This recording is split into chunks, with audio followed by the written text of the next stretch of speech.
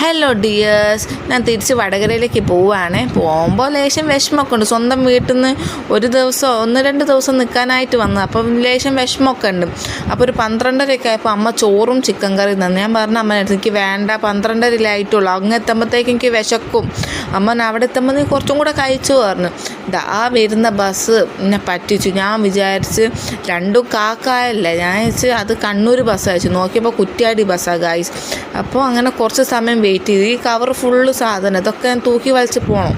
അന്നപ്പോൾ എനിക്ക് കൊയിലാണ്ട് എത്തിയിട്ട് എനിക്ക് സീറ്റ് കിട്ടി. അതുവരെ ബാഗും ഒക്കെ തോളിലിട്ടിട്ടാണ് നിന്നേ. ഇത് കണ്ടോ, ആകാശത്തൊരു പ്രത്യേകത, ഒരു ഭംഗി. അതെന്താ അറിയില്ല, നല്ലൊരു സ്റ്റൈലുണ്ടല്ലേ ആകാശത്ത് കാണാൻ. അപ്പം ഞാൻ വെറുതെ ചുമ്മാ ഒരു വീഡിയോ എടുത്ത് വെച്ചതാ.